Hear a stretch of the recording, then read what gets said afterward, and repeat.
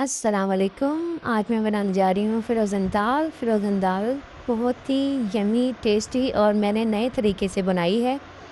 आपने शायद ऐसा तरीका नहीं देखा होगा, पहली बार मैं बना रही हूँ ऐसे, और बहुत ही यम्मी बनी है, बहुत ही टेस्टी। मैंने खुद खाई है। सबसे पहले आप शुरू करते हैं बिस्मिल्लाहिर्रहमानिर्रहीम। एक बाउल में मैंने दाल डाल ली है, ये आधा आधा कप था। दोनों दालें मैंने मिक्स की हैं, मूंग और मसूर की दाल को अच्छी तरीके से मैं धो रही हूँ।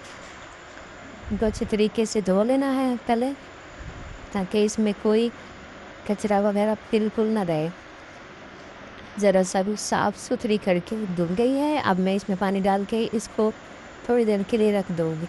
मैं 2 से 3 घंटे के लिए इसको रखा। अब यहाँ पे हम एक बर्तन में लेंगे 1 चम्मच घी। घी डालने के बाद इसमें मैंने दरमियाने साइज़ का 1 प्याज लिया है, वो डाल दिया है। इसको मैं फ्राई कर लूँगी अच्छे तरीके से। प्याज़ों को अच्छे तरीके से फ्राई करना चाहिए, क्योंकि अगर सही से फ्राई ना हो तो फिर टेस्ट सही नहीं आता, कच्चापन उसमें आता रहता है। ये देखें फ्राई होना शुरू हो गए हैं प्याज मेरे, कलर इनका चेंज हो रहा है।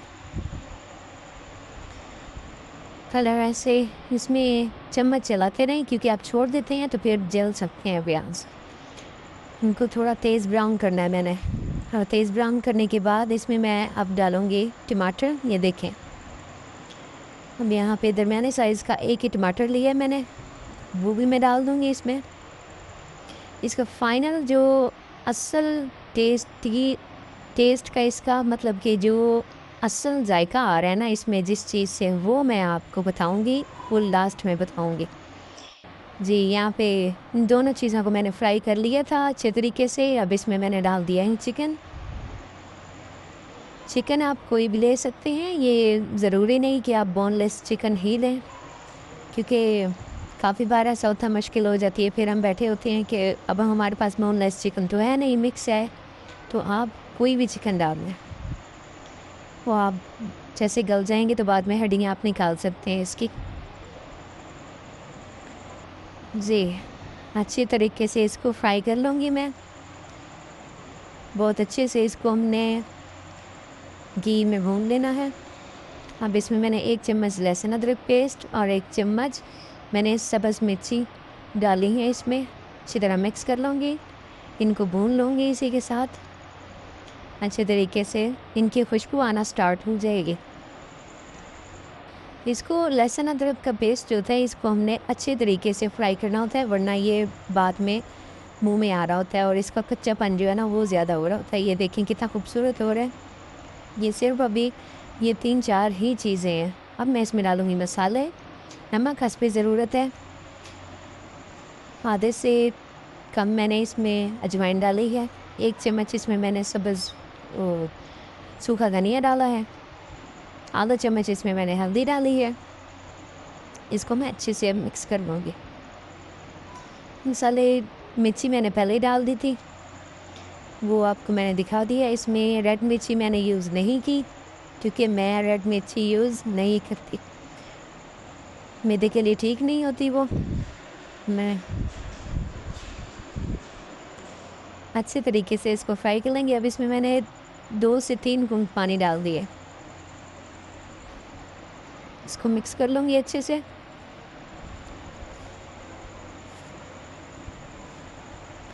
जी, पानी थोड़ा थोड़ा खुश्क होना स्टार्ट हो गया है। ये देखिए बहुत ही प्यारा कलर आ चुका है इसमें, घी इसका अलग हो गया है, पानी इसका खुश्क हो गया है। माशाल्लाह अच्छे से फ्राई करना चाहिए चिकन को। अब इसमें मैं आधा गिलास पानी डालूँगी। आधा गिलास पानी डालने के बाद इसको थोड़ी देर के लिए मैं पकने के लिए छोड़ दूँगी, ताकि ये पानी इसका खुश्क हो जाए। देखते हैं हम, ये देखिए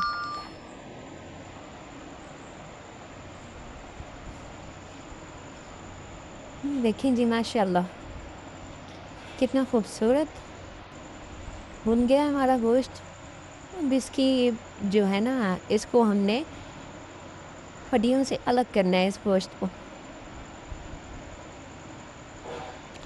अब इस स्टेप पे, क्योंकि चिकन थोड़ा थोड़ा कच्चा है अभी। और यहाँ पर आके मैंने आधा कप इसमें डाल दिया है दही।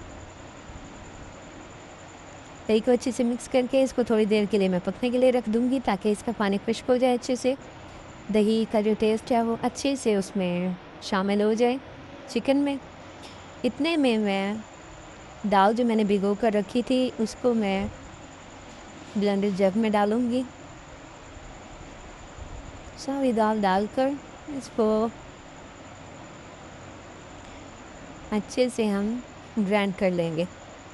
ये हम वैसे भी डाल सकते हैं लेकिन मैंने ग्राइंड की है क्योंकि ऐसे पकने में ज़्यादा टाइम लगता है, बाद में फिर इसको पकाना पड़ता है, घोटना पड़ता है। वैसे भी डाल सकते हैं दाल साबुत भी, और उसमें 1 गिलास पानी डालकर आप उसको पकने के लिए रख सकते हैं ताकि वो अच्छी तरह उसमें मिक्स हो जाए। जब अच्छी तरह पक जाएगी तो उसको आप करेंगे, उसको घोट लेंगे आप अच्छे तरीके से, तब भी इसका टेस्ट बहुत अच्छा आएगा। वो भी वैसे आसान है, ये थोड़ा मुश्किल स्टेप आ जाता है जो मैंने आज किया है इसमें, क्योंकि फिर इसमें पानी शामिल करना पड़ता है। पानी शामिल करके इसको पकाते रहना पड़ता है। उसका ये होता है कि आप दाल डालें, सालन पहले पका हुआ होता है, दाल डालें, उसमें 1 गिलास पानी डालें और डाल कर आप पकने के लिए रख दें उसको अच्छे से। वो जब अच्छे से पक जाए उसके बाद आप वो करें। अब यहाँ जी मेरा चिकन हो चुका है, दही का पानी खुश्क हो चुका है बिल्कुल। अब यहाँ पे इसको मैं कर लूँगी, मैश कर लूँगी अपनी बोटियों को। कुछ मैंने इसमें से निकाल दी हैं हड्डियाँ, ज़्यादातर मैंने निकाल दी हैं, और कुछ हैं जिनको अच्छे तरीके से मैं मैश कर लूँगी। मैश हो जाए तो उसके बाद हम अपने अगले कदम की तरफ चलेंगे। यहाँ देखें जी, अच्छे तरीके से मैश हो चुकी है। अब मैं इसमें डालूँगी दाल। बर्तन को साफ़ कर लेते हैं अच्छे तरीके से। देखिए जी, दाल डाल दी। अब बिस्मिल्लाह, अब इसको मैं अच्छे से मिक्स करती हूँ, मिक्स कर लेते हैं। ये ना जब पेस्ट बनता है ना तो ये फिर दाल अंदर चिपकती है क्योंकि पानी इसमें नहीं होता, खाली पेस्ट होता है।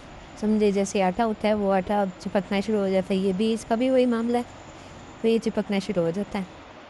इसको अच्छे से मैश करके, मिक्स करके मतलब, उसके बाद मैं इसमें थोड़ा सा इसमें मैंने पानी डालूँगी। अब इसको अच्छे से मैं मिक्स करूँगी। इस पर बहुत टाइम लगता है। आप सिंपल दाल डाल सकते हैं, दालें आप कोई भी इस्तेमाल कर सकते हैं, चने की हो गई, मूंग मसूर की, माश की, बहुत टेस्टी होती हैं। उसमें ये ऐसे चिकन डालकर पकाएं। देखें जी, मैंने पानी इसमें 1 गिलास और डाला है। इसको अच्छे तरीके से मैं मिक्स कर लूँगी। इसको चम्मच चलाती रहना होता है। ये देखें जी, अब मैंने आपको बताया था ना लास्ट में, मैं आपको बताऊँगी कि इसमें टेस्ट कैसे आएगा। इसमें मैंने डाला है चिकन मसाला। चिकन मसाले से इसका टेस्ट और मज़े का हो जाता है, क्योंकि कनौर क्यूब्स अगर आपके पास ना हो, अगर कनौर क्यूब्स हों तो आप वो डाल दें, अगर नहीं है तो फिर आप चिकन मसाला भी डाल सकते हैं इसमें। अच्छे से इसको मिक्स करेंगे जी। यहाँ पे काफ़ी हद तक पक चुका है ये, इसका लास्ट ही चल रहा है अब। इसको पकाने में पानी डालकर इसको अच्छे से पकाने में तकरीबन आधा घंटा लग चुका है, आधा घंटा लग जाता है। आप देखें जी, ये हमारी डिश फाइनल तैयार है।